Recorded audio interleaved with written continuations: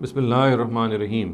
اسلامی عبادات کے ضمن میں جس غلط فہمی کو آج ہم زیر بحث لے کے آئیں گے اس کا تعلق روزے کے کفارے سے ہے، یعنی اگر آپ سے جان بوجھ کے آپ روزہ توڑیں تو آپ پہ کیا کفارہ عائد ہوگا، کیا اس کو آپ نے کس طرح سے اس معاملے کو کرنا ہے۔ اس سلسلے میں عام طور سے یہ کہا جاتا ہے کہ روزے کا جو کفارہ ہے وہ کفارہ ہے جو زہار کے ضمن میں قرآن مجید میں بیان ہوا ہے۔ تاہم اگر ہم اس روایت کو جس میں یہ بات بیان ہوئی ہے اس کو تفصیل سے سمجھیں اور پڑھیں، میں آپ کے سامنے اس کو بھی پیش بھی کر دوں گا،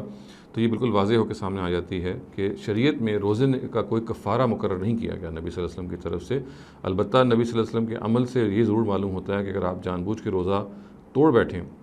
تو پھر آپ کو اپنے اوپر اس کو ایک شدید ظاہر ایک شنی فعل ہے، ایک بہت بری چیز ہے، لیکن آپ کو کوشش کرنی چاہیے کہ آپ اپنے اوپر کوئی نہ کوئی چیز کفارے کے طور پہ لازم کر لیں۔ وہ عبادات کی نوعیت کی چیز ہو سکتی ہے، وہ اللہ تعالیٰ کی راہ میں انفاق ہو سکتا ہے، تاہم آپ کو کچھ نہ کچھ کرنا ہے اس سلسلے میں۔ مگر نبی صلی اللہ علیہ وسلم نے بھی اس سلسلے میں ایک پریسیڈنٹ سیٹ کی، لیکن میں نے جیسے آپ کے سامنے عرض کرتا ہوں اس روایت کو آپ کے سامنے پیش کرتا ہوں جس میں یہ بات بیان ہوئی، اگر آپ اس کو جان لیں گے تو اس میں اس کو آپ دیکھ لیں گے کہ اس کی بھی نوعیت ایک ریکمنڈیشن کی ہے زیادہ سے زیادہ۔ اس پہ ایسا نہیں ہے کہ کوئی ہم شریعت کا حکم اس سے استخراج کر سکیں۔ یہ بیان کیا جاتا ہے کہ نبی صلی اللہ علیہ وسلم کے پاس ایک شخص آیا اور اس نے بہت ہی رنج کے عالم میں یہ کہا کہ بھئی میں تباہ ہو گیا، میں نے اس سے بہت غلطی ہو گئی۔ تو نبی صلی اللہ علیہ وسلم نے پوچھا آپ سے کیا ہوا، تو آپ نے یہ کہا کہ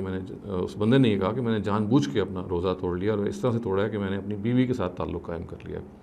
تو نبی صلی اللہ علیہ وسلم نے کہا کہ کیا تم اس کی مغفرت رکھتے ہو کہ غلام کو آزاد کرواؤ؟ تو اس نے کہا میں تو یہ نہیں کر سکتا۔ پھر نبی صلی اللہ علیہ وسلم نے اس سے پوچھا کہ کیا تم 2 مہینے کے روزے مسلسل رکھ سکتے ہو؟ تو اس نے کہا جی میں یہ بھی نہیں کر سکتا۔ پھر اس کے بعد نبی صلی اللہ علیہ وسلم نے پوچھا کیا تم 60 مسکینوں کو کھانا کھلا سکتے ہو؟ تو اس نے اپنی بالکل عاجزی کا اظہار کیا کہ میں یہ بھی نہیں کر سکتا۔ تو اس کے بعد بیان کیا جاتا ہے کہ وہ بندہ وہاں بیٹھ گیا اور نبی صلی اللہ علیہ وسلم کے پاس کچھ کھجوریں آئیں، تو ان کھجوروں کو نبی صلی اللہ علیہ وسلم نے لیا اور اس شخص سے کہا کہ یہ لو، یہ کھجوریں جاؤ اور اس کو اللہ کی راہ میں دے دو اور یہی تمہارا کفارہ ہو جائے گا۔ ان کا مراد یہی تھی۔ تو اس بندے نے بہت لجاجت سے یہ کہا جی کہ میرے گھر سے زیادہ اس وقت مستحقی کوئی نہیں ہے کہ اس پر انفاق کیا جائے، اس کو دیا جائے۔ تو نبی صلی اللہ علیہ وسلم کے بارے میں بیان کیا جاتا ہے کہ وہ ہلکا سا مسکرائے اور انہوں نے کہا کہ یہ لو کھجوریں اور جاؤ اپنے گھر والوں کو ان کھجوروں کو کھلا دو۔ تو دیکھیے اس پوری روایت کے انداز سے اور استدلال سے اور پوری اٹھان سے معلوم ہو رہا ہے کہ یہ کوئی کفارے کا کوئی قانون بیان نہیں کر رہی، بلکہ یہ بتا رہی ہیں کہ نبی صلی اللہ علیہ وسلم یہ چاہتے ہیں کہ اگر یہ ذاتی ہم کر بیٹھیں کہ روزہ جان بوجھ کے ہم توڑیں تو ہمیں کچھ نہ کچھ خدا کی راہ میں دینا چاہیے، یا روزے رکھنے چاہیے، یا کوئی نہ کوئی معاملہ ایسا کرنا چاہیے جس سے ہمارے اوپر کوئی جرمانہ عائد ہو۔ اگر یہ کوئی شریعت کا معاملہ ہوتا تو جیسے کہ میں نے عرض کیا کہ نبی صلی اللہ علیہ وسلم جس طرح سے ایک شخص کو پوچھ کے اس سے رعایتیں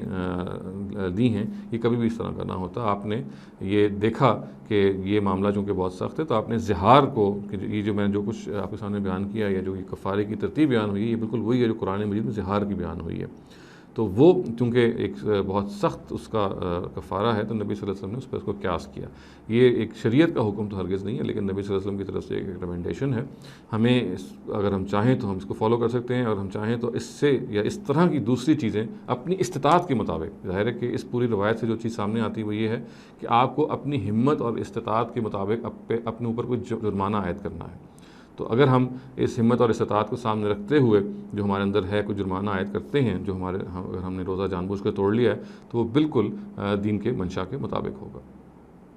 اقول قولی ھذا واستغفر اللہ لی ولکم ولسائر المسلمین والمسلمات۔